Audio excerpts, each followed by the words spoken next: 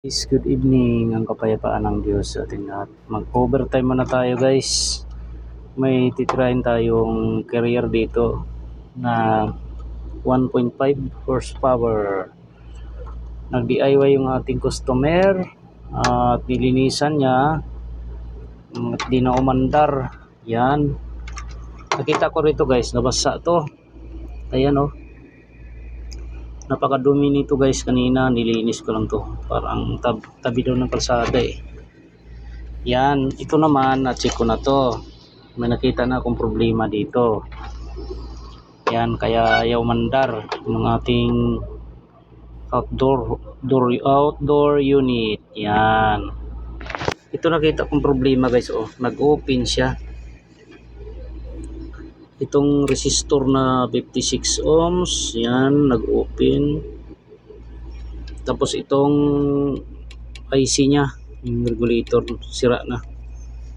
Yan, may ano na siya, may shorted na siya. Dito oh, meron ng short yung IC.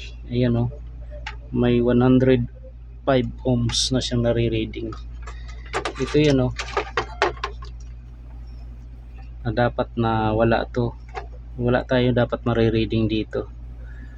Sa diode, ano rin to, forward lang, wala siyang reverse. Meron na oh, 100, kita ba? 100 ohms. COT lang natin to kasi kailangan ni ano to, ni client. Ayan, check natin yung mga ano nito, mga resistor. Okay naman, na check ko na to guys, pati yung diode. Ayan o, okay naman siya. Masakit din sa ulo yung board na ganito. Bali dalawa yung papalitan ko rito. Check natin yung fuse niya kung good pa. Kung good pa naman, wala tayong problema sa fuse. Tapos itong resistor na to, grabe ng ano to guys, basa to eh, basang basa. Okay naman, ulitin ko itong dalawang ano, resistor at saka yung IC. Yan, shout out sa ating mga tropang nangangalikot dyan. Gabi na, nangangalikot pa rin. Yan, nilinisan ko na to guys, nang linis na ng board oh. Kasi napakarumi talaga nito kanina. Yan, maganda magkalkal pagka malinis ang board. Parang iba na tunog nito ha, parang punong-puno na ng ano ha. Sabi ko na eh,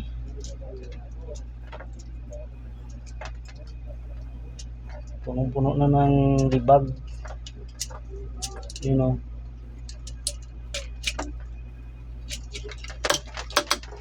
Yan,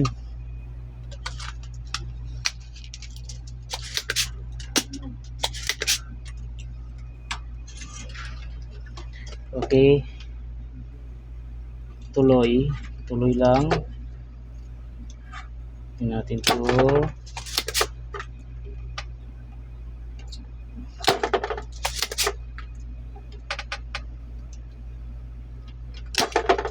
Yung IC guys ang problema nito, pero ano po, hindi siya sumabog yung fuse.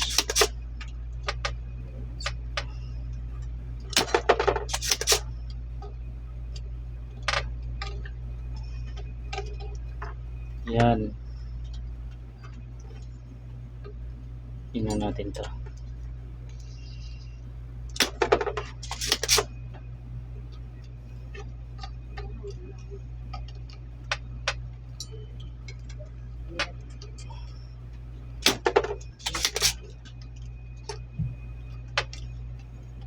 Hirap talaga magkalkal guys. Hindi biro mag-repair talaga ng board. Ito sa akin guys, samba-sambahan lang talaga to. Samba-sambahan lang ang repair. Hindi natsambahan, di salamat sa Diyos. Hindi natsambahan, salamat sa Diyos pa rin. Ganun naman talaga. Pag di kaya.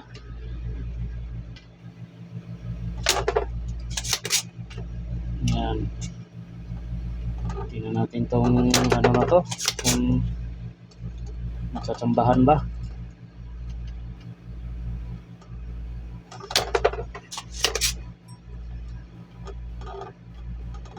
Ito ha. Gustong resistor, bunutin ko na to.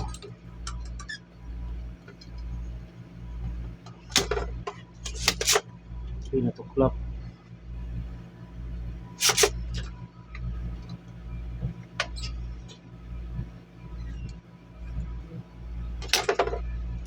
Ayan. Alright.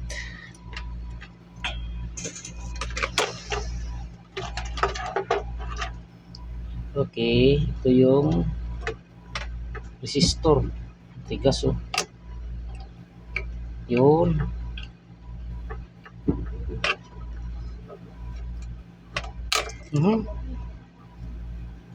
Nadurog na yung IC.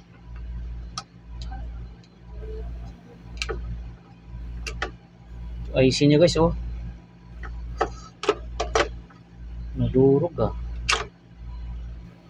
Yan.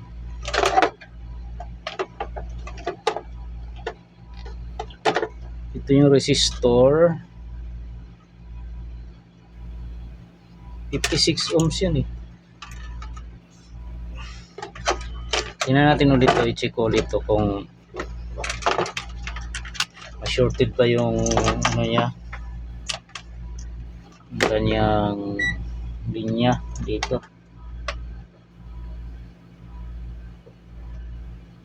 Dito kumulit. Dito.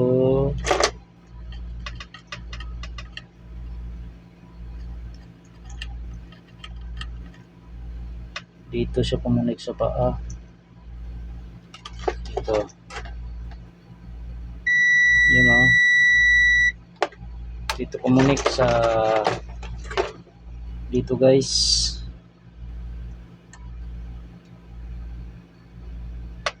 Wala dito ah. Dito wala. Dito. Mayroon to ah.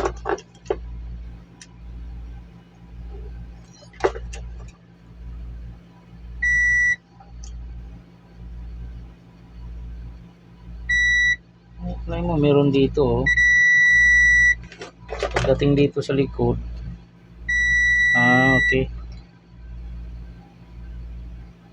Ayan. Yan yung problema niya guys.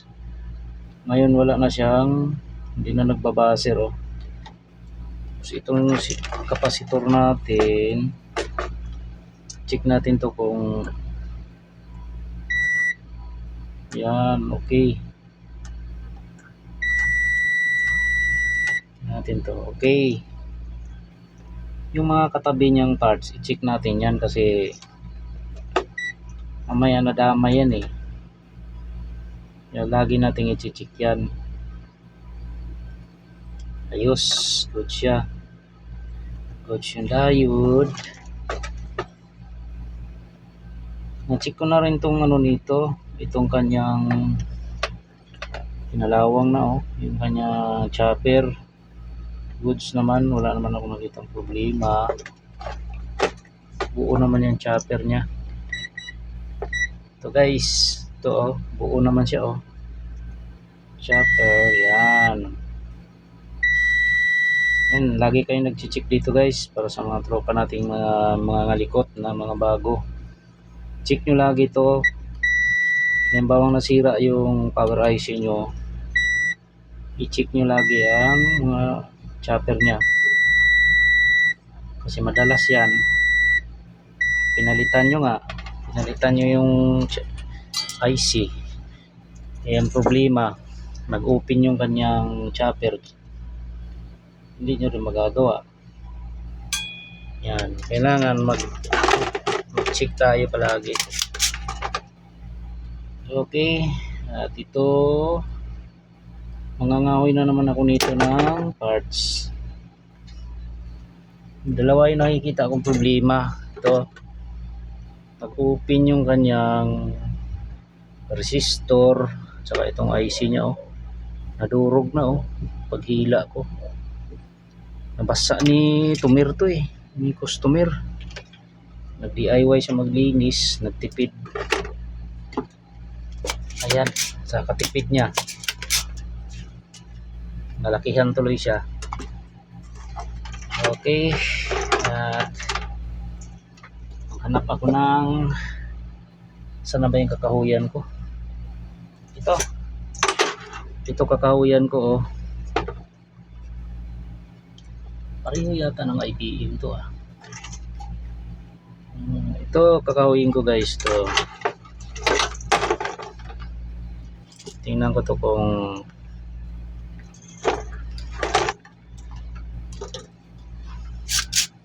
mabubuo ko to. Tingnan ko, ha.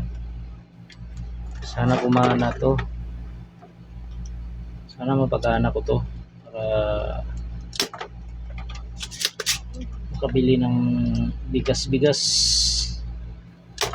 Yun.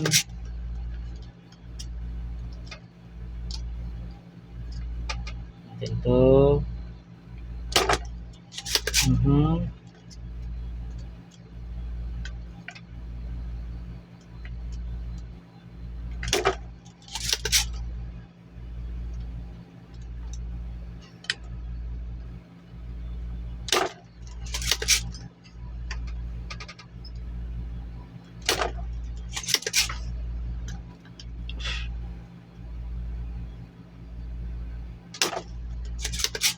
Resistor,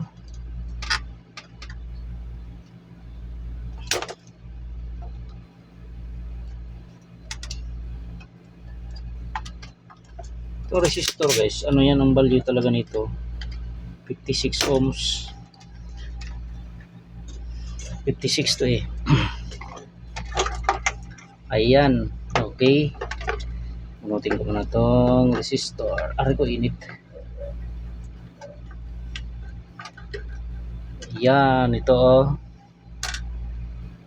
Buti na lang may makakahuyan tayo. Malaban to, ah. Malaban yung IC. Yan.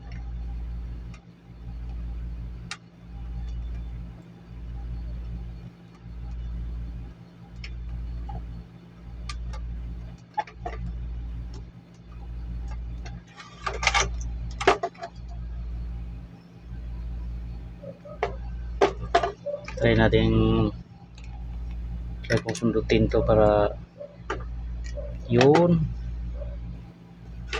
mangat na siya, oh. Mangat, matigas tong isa. Yun, ito yung IC niya, guys, 3A152D. Parts number niya yan, dalawa. Ang IC talaga mahirap siyang itis, mahirap mong testirin. Ito 56, ano to, oh, 1, bakit 1 green to, ah, oh. Itong IC, ito yung ayan, oh, meron siya, guys, oh. Ano lang to, tingnan nyo pag tinis natin, pero pag ni-reverse natin yan, pag nibaliktarin natin yung tester, dapat wala yan. Ayan, oh. Ibig sabihin ko itong power IC na to, yan, kakabit ko na rito yan. Dalawang board yung re-repairing ko na ganito. Isang ano yun, IC naman ng EEB ang problema. Yung isa na-check ko na rin yun eh, pero unahin ko tong ano, board na to kasi ni-rust na ng ano to eh, nakakahiya. Sa pag-repair ng board guys, mahirap talaga, lalo na pag nagmamadali yung ating mga tropa. Yan, kaya ang ginawa ko pagka nagmamadali na talaga, pinapabili ko na lang ng board kaysa sumakit pang ulo ko. Yan, bili na lang sila ng board, wala pang problema. Di ba? Ganun lang eh. Kasi ang paggawa ng board, hindi naman electric pan yan na madali repairin. Dapat maunawaan din natin yung nagre-repair. Yan.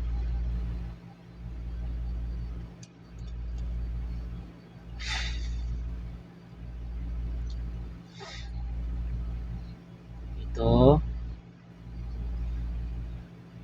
Natuklap to ah.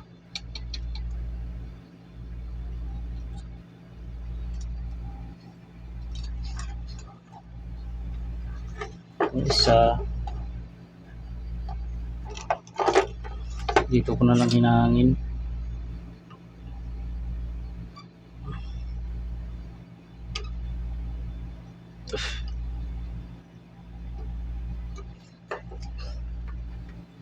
Yung resistor na yan guys, dito kumunik yan sa paa niya. Dito oh, sa unang pin. Dito kumunik yan oh, ito. Tingnan natin ha. Pwede kumunik, ano ko yan, itutupi ko siya. Wala oh. Ito meron. Guys. Tingnan nyo oh. Yan, kumunik na siya. Okay. Ayos.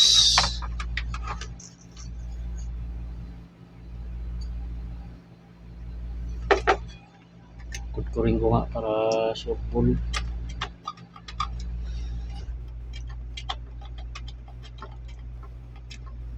Mahirap kasi mamaya hindi ko mapit eh.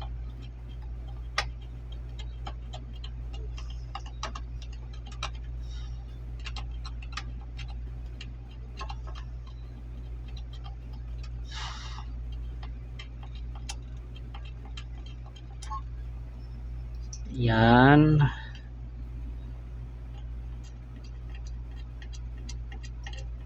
Okay. Sinangan ko na lang. Dagdagan ng hinang para sureball na kumapit siya.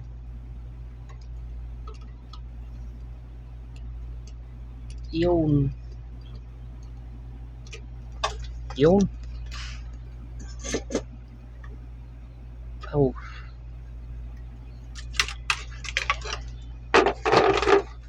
Ulit. Natin to. Ito. Ayos. Ayos na guys. At for testing na lang to. Ayan, tingnan natin kung may ano to. Kung may shortage siya. Yan, tingnan natin ha. Dapat mawala yan, yung ano na yan, wala. Okay, wala. Ibig sabihin magpa-power na to. Itong pan motor, check natin to. Okay, wala rin. Subukan natin isaksak to kung sumabog. Tingnan natin subukan natin isaksak kung sumabog.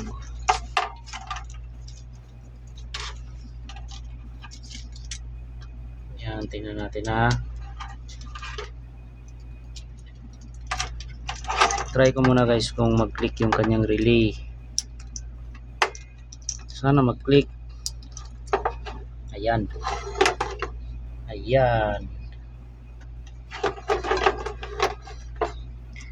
Tingnan ko mag-click mag-click o sumabog. Tingnan natin to. Magkaalaman na. Fire in the hole. Yun. Nag-click na siya guys. Gumana na yung ating relay. Ibig sabihin pwede nang sabihin natin magra-run na yung ating board. Ngayon ang gawin ko rito, lalagyan ko na ng lagyan ko na ng compressor, pan motor, para malaman natin kung gagana yung ating ginawa. Yan. Magkagila pa ako ng sensor nito. Hirap na sensor nito guys. Wala akong naitabi. Mayroon ba dito? Mayroon yata akong naitabi. Ito sensor. Ito, may sensor pala rito. Itong isa. Yun.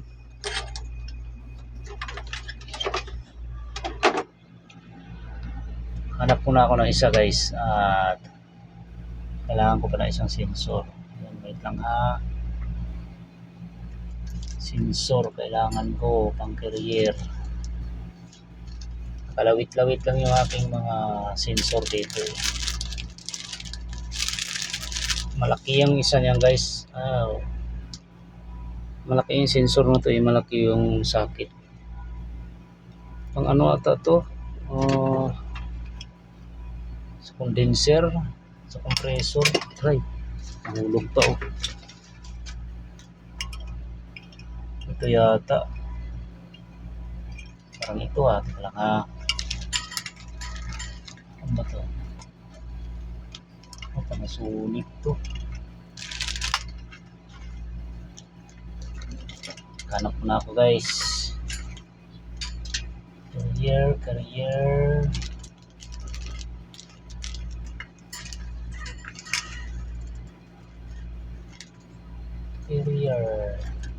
Ito. Ito. Yun meron pala rito. Ito.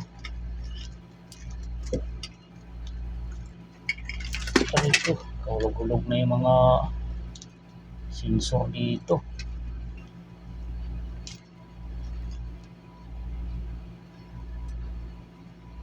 Ito yata yung sa compressor Wait lang guys. Hanap mo na ako. Yun. Sa ano pala to? Sa suction pala yung na to, yung sa sensor na to. Ayan, tingnan natin nakahulog-hulog na yun. Ano tayo indoor board? Ito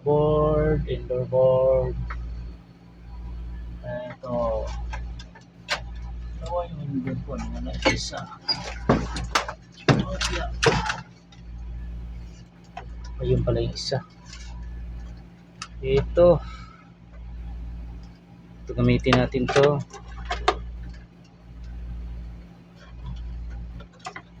DC fan motor.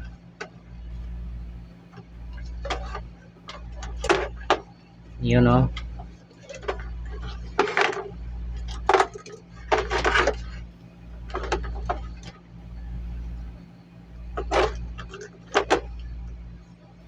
Ay nako.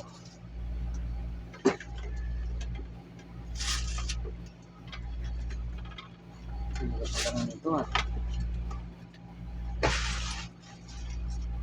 Wait lang ha, manghiram lang ako dito sa kabilang terminal.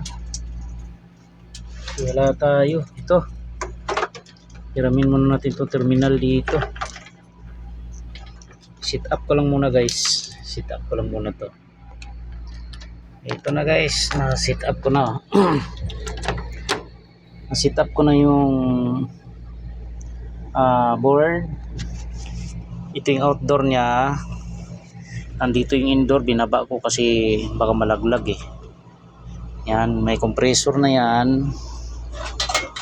Pan-motor ng indoor. Ilalagay ko muna to. Ay outdoor. Ito yung outdoor pan-motor. Medyo kalat lang talaga guys. At ano muna lang ha, ang kalat eh.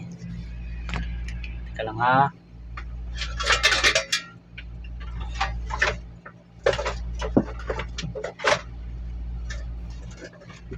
Outdoor. Yung outdoor pan-motor natin ha. Ito.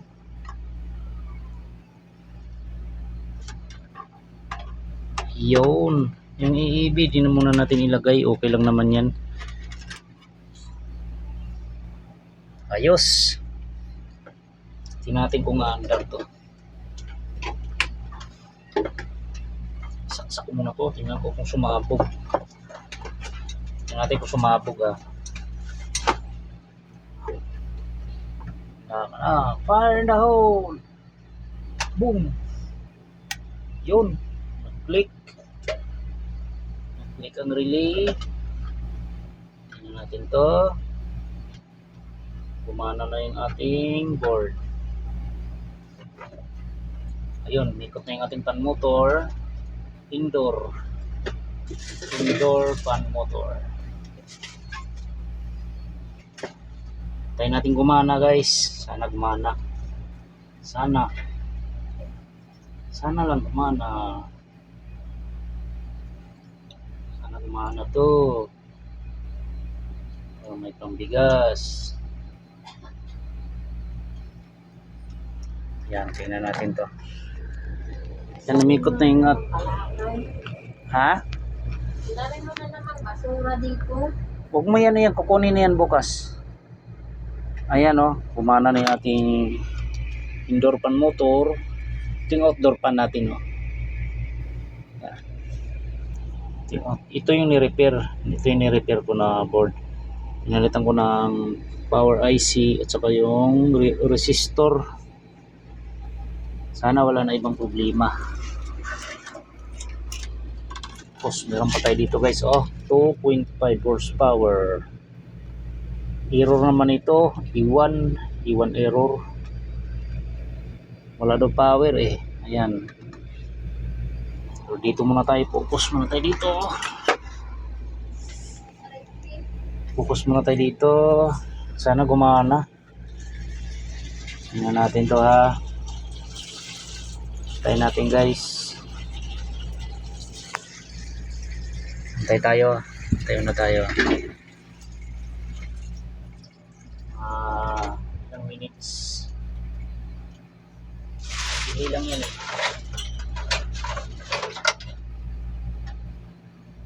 Delay.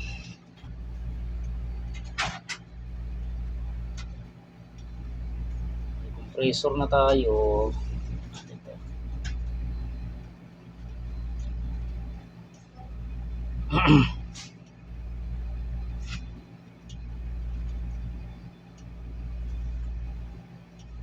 Kanina ginawa kong Panasonic guys, ang sakit sa ulo. Ayun, gumana na guys pansinin nyo gumana na yung ating compressor. Itong pan motor natin gumana na yun. Tsamba lang talaga gawa guys. Ayan Yung gumana na oh. Yan, isa lang masabi ko guys. Salamat sa Diyos sa nabuo yung board at sambahan, at sana yung iba kung gagawin matsambahan ko rin. Yun, sana makatulong ito guys sa ating mga tropang mga likot na mga bago lang din. Yun, salamat sa Diyos at okay na yung board natin, pwede na kunin ni tropa to, gumana na siya eh. Ayos, salamat sa Diyos.